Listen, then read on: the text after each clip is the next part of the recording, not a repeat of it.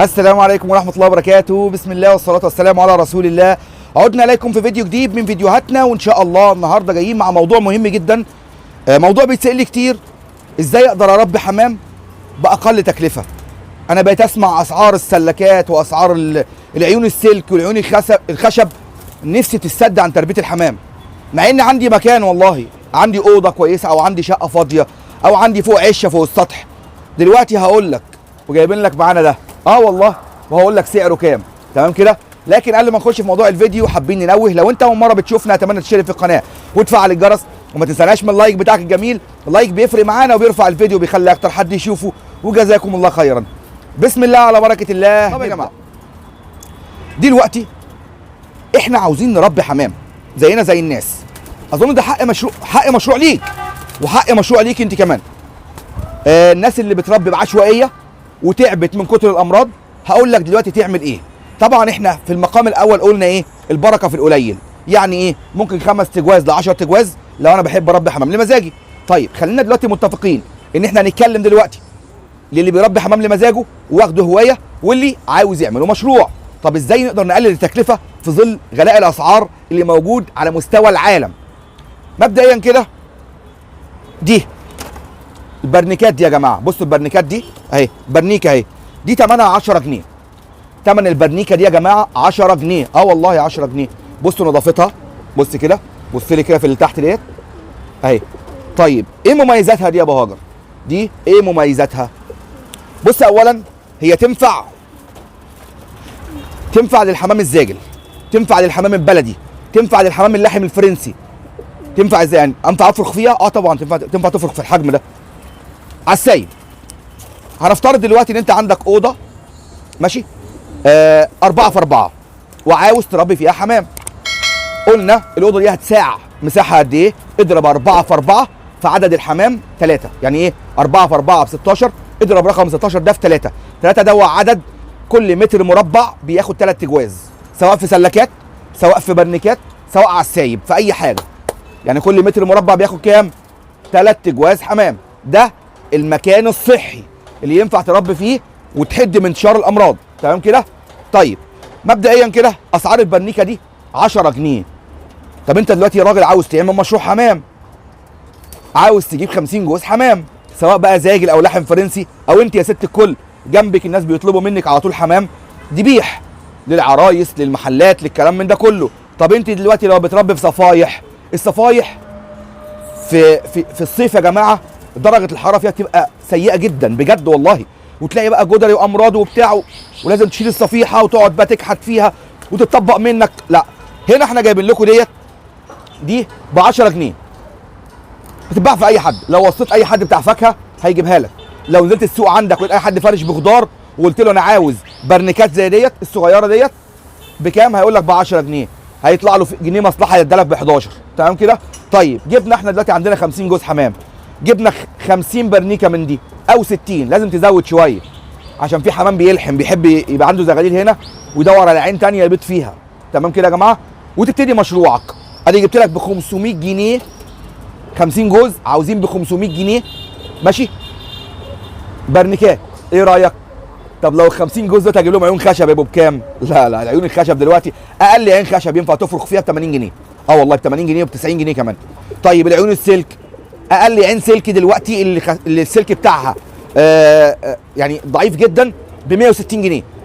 هو مش بمزاج الناس، يعني سواء النجار او اللي بيشتغل في الخشب او اللي بيشتغل في مصنع الحديد، طن الخشب دلوقتي متر الخشب، المتر المكعب في الخشب بيعمل معاك من 10 ل 11000 جنيه، وطن الحديد دلوقتي بيعمل معاك من 19 ونص ل 23. مفيش اي سوق ثابت في اي حاجه، فهو معذور وانت معذور. تمام؟ فالله يكرمكم، البرنيكات دي ممتازه جدا، دي نمره واحد. تاني شيء قلنا الجرادل البلاستيك. والله الجرادل البلاستيك مش وحشه، لكن البرنيكات رصها احسن. طيب رصها يبقى ازاي يا ابو هاجر؟ بص يا باشا، مثلا انا عندي عرق اهو او اي لوح خشب انا مثبته باي وسيله، هروح جايب البرنيكه دي ماشي اهي، بص كده تتثبت كده بمسمار هنا اهي ومسمار تحت، يعني مسمارين فيها يشيلوها. تحط كل 30 سم ما بين البرنيكه والبرنيكه 30 سم او 25 سم. يعني نفتحها كده مع بعضينا ثانيه بس. بصوا يا جماعه، ادي برنيكه اهي، تمام؟ هنحطها كده اهي اهو، ماشي اهي. قول كده هي اتثبتت. اروح جاي هنا تحتيها هنا اهو، بص كده 30 سم ما بين دي وبين دي. ادي جزء هنا اهو، وادي جزء هنا اهو، وادي جزء هنا اهو. طب يا ابو هاجر، انت ليه بتنصح بالبرنيكه دي؟ لان سهل تنظيفها. تخيل انت مثلا فارش في الارضيه، نفترض كراتين، عارف هتروح عامل ايه؟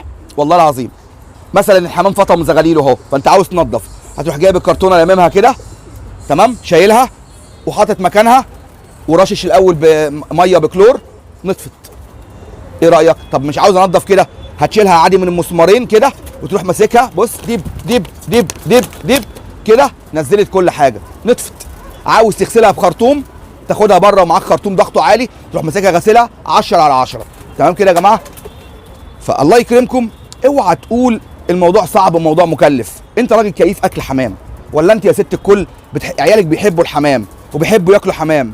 طب نعمل ايه؟ 10 تجواز مع 10 برنيكات ب 100 جنيه نظافه، ويتعلقوا. لو انت عندك الاوضه واسعه، علقي في كل جنب واحده، هاتي لك 15 برنيكه وعلقي كل واحده بمسمارين، وانت ماشيه مسمارين عادي يتحطوا كده وهي تتعلق عليهم كده اهو، يعني مسمارين كده همت على الحيطه، ادي واحد هنا وواحد هنا، هتروح معلقاهم كده اهو، خلاص. عايزه تشيليهم، هم كده متعلقين في مسمارين، تروحي عامله كده اهي، تنضفي وترجعي تحطي تاني. الموضوع سهل خالص يا جماعه، ولا محتاج بقى حمالات ولا محتاج. طب يا ابو هاجر المسمارين هيشيلوا الحمام؟ اه هيشيلوا الحمام، ما تقلقش، هيشيلوها يبقى زي الفل يعني، لا تقلق يا والله العظيم لا تقلق، ماشي؟ طيب، والميزه في هنا بقى ان دوت مش زي الخشب، ما بيتفاعلش مع البكتيريا، لان خشب مش بيتفاعل مع البكتيريا. يعني لو في حمام عنده سالمونيلا، البلاستيك مش بيشرب الميه اللي نازله من البراز، لكن الخشب بيشرب الميه اللي نازله من البراز. والخشب بيئه خصبه للبكتيريا والطفيليات، البلاستيك لا، لانه بلاستيك. تمام كده؟ طيب يبقى احنا قلنا ايه؟ البرنيكه ب 10 جنيه، تجيب لك 10 15 برنيكه وتربي، تاكلي انت والعيال في البيت. عاوزه تبيعي للجيران مفيش اي مشكله. عندك لو انت شغاله وعاوزه تبيعي لزمايلك في الشغل، ربنا يرضيكي وتكسبي. وقلنا نقلل التكلفه شويه يا جماعه، عشان احنا كمصريين بنحب ناكل حمام. اه والله كلنا بنحب ناكل حمام، فما تخليش نفسك محتاج حاجه، ما توقفش الموضوع وتقول اصل الموضوع بقى مكلف. لا. طب واحد تاني بيقول لي طب يا ابو هاجر معلش انا عاوز اربي في خشب. يا باشا ربي في خشب، هات لك شويه سدايب واعمل انت شويه عيون. عايز تعمل عيون عند اي حد، لو انت هتربي كريزليات وزاجل وعايز تربي على السايب، مش شرط تعمل عيون 60 في 60، خليه يعمل لك عيون 50 في 50 في ارتفاع 35، وافتح البيبان بتاعتها واطلق الحمام في المكان. اطلق الحمام في المكان وسيبه، كل جوز هيجري ياخد العين بتاعته، كل جوز هيجري ياخد العين بتاعته. طيب لو واحد بقى ربنا ما ييسر لك امرك، ما ربنا بيقول لك ايه؟ وفضلنا بعضكم على بعض درجات. في واحد مزاجه عالي، عاوز مثلا واحد قد ابويا مثلا كده طلع معاش، وهو بيحب الحمام وعنده شقه او عنده اوضه او عنده عش، فعاوز يعمل حاجه لمزاجه، يطلع بمعنى صح يقضي اليومين اللي فاضلين له الاخاره فين؟ عند الحمام، ويمتع نفسه، هو هوايته الحمام، فعاوز يعمل اوضه باحتراف، شغل بروفيشنال. تمام كده؟ سلكات بقى يا باشا، شوف لك حتى سلكات هيعمل لك السلكه من 160 ل 180، تمام؟ ممكن توصل 200 بالاكسسوارات بتاعتها، ماشي كده؟ ممكن توصل 220 بالاكسسوارات بتاعتها، حسب المتاح عند اللي انت بتعمل عنده، او حسب الكماليات اللي انت هتجيبها، لان في حاجات على قد حالها، في حاجات عاليه. تمام كده؟ طيب جبناها، جاب لك مثلا جبت 3 قواطيع في 4، يعني 12 عين، جاب لي شويه حمام لمزاجه وقال لك افرخ في عيون. هو ده الافضل على الاطلاق، بس مكلف. فاحنا قلنا لا يكلف الله نفسا الا وسعها، وعلى قد لحافك مد رجليك. تمام كده؟ اهم شيء تبدا، اهم شيء تبدا، وما تقولش في حاجه توقفك، ما تخليش حد ييأسك. هات يا باشا الحمام لمزاجك، كل. انا عن نفسي دلوقتي والله العظيم اللهم بارك، يعني انا لازم كل 10 ايام اكل الحمام في البيت. الولاد عندي ما شاء الله لا قوه الا بالله بيحبوا الحمام جدا، وانا كواحد من الناس عندي وجهه نظر، ادي حته لحمه طالعه حلوه عندي من الحمام، ماكلها على ايدي، انا عارف ايه كلفتها وايه علفتها، وعارف طالعه عامله ازاي ومهتم بيها ازاي، وما بديش مضادات حيويه للحمام نهائي. الزغاليل عندي ما تاخدش مضادات حيويه نهائي. انا كوجهه نظري، تمام، ان انا كده باكل حته حاجه نظيفه، عارف مصدرها ايه طالع على ايدي، صح ولا غلط؟ اروح اجيب بقى فراخ بيضه واخده في الدوره بتاعتها اللي هي 40 يوم او 60 يوم، واخده مضادات حيويه عشان اكلها، وده خطر اصلا. ممنوع ناكل حاجه واخده مضاد حيوي والله. يعني اصلا علبه المضاد الحيوي بيتكتب عليها مده السحب 75 يوم، وفي حاجات 3 اشهر. انت متخيل؟ يعني المضاد الحيوي داخل اللحمه لحد 75 يوم، اللي هو يعني الفراخ اللي كلتها ديت. فالله يكرمك، اكله نظيفه لبيتك، حاجه نظيفه. انا بحب الحمام، وغيري كتير جدا، الاف المصريين وملايين المصريين بيموتوا ويعشقوا في الحمام. فما تبخلش على نفسك. وده كان فيديو النهارده يا جماعه، باقل التكاليف هنربي حمام. تمام كده؟ عايز بقى تبدا ببلدي براحتك، مع اني انا ما بفضلش البلدي. ابدا بايه؟ يعني اهم شيء تبدا بيه هو الزاجل. الحمام الزاجل حمامه كويسه، حجمها كويس، جسمها كله عضل، صدرها فيه لحم، فهتاكل حته لحمه فصوص يا باشا. لكن الحمام البلدي حمام معصفر ما فيهوش والله، وده بياكل وده بياكل. الجوز الزاجل يجيب جوزين بلدي، بس هو مش بالعدد. لو انت كيف حمام هتاكل حته لحمه نظيفه. تمام كده؟ عاوز تعلى الليفل بتاعك شويه، هات لك مثلا رومي او تلتينات. عاوز تعلى الليفل تاني شويه، هات لك لحم فرنسي. وبرده في الاول والاخر انت صاحب القرار، ظروفك الماديه هي اللي بتحكم. تمام؟ بس ابدا بجوزين، بثلاثه، باربعه، بخمسه، ربنا يرضيك ان شاء الله. وما تقولش فلان ده يأسني وقال لي الحاجات غاليه، فلان ده يأسني وقال لي الكلفه غاليه. احنا عاملين فيديو قبل كده قلنا ايه؟ ازاي توفر في حته الكلفه، موجود عندك على القناه. تمام؟ لكن الفيديو ده النهارده ازاي تبدا. مفيش حد يأسك، مفيش حد يكسلك، تبدا صح باقل التكاليف. فده كان فيديو النهارده يا جماعه. لو انت اول مره بتشوفنا وعجبك محتوى القناه وعجبك الفيديو ده بالاخص، ما تبخلش علينا بالاشتراك وتفعيل الجرس. والناس اللي بتشوفنا يا جماعه الله يكرمكم اعملوا شير للفيديو، خلي الكل يستفاد. تمام؟ وطبعا لو انت معانا من الناس القدامى وعندك اي سؤال، اترك رساله تحت في التعليقات، بنرد عليك في اسرع وقت. عندك اي مشكله عاوزنا نعمل لك فيديو مخصوص لعيونك، والله لا نتردد لحظه، سيب سؤالك تحت في التعليقات بنرد عليك في اسرع وقت. لو انت عاوز تتواصل معانا او عاوز تتابعنا على باقي السوشيال ميديا، تحت في اول تعليق لينك القناه الثانيه بتاعتنا احمد ابو هاجر. تحت في اول تعليق تحت الفيديو ده لينك البيج بتاعنا على الفيسبوك. بيج يا جماعه يعني الصفحه، صفحه خاصه بالحمام على الفيسبوك. تمام؟ لينك الصفحه الشخصيه اللي هو الاكونت بتاع الفيسبوك تحت في اول تعليق تحت الفيديو. لو عندك حساب على التيك توك ولسه ما جتش معانا على التيك توك، تحت في اول تعليق تحت الفيديو حسابنا على التيك توك. انزل بقى كده على الاربعه واعمل لنا فولو عليهم.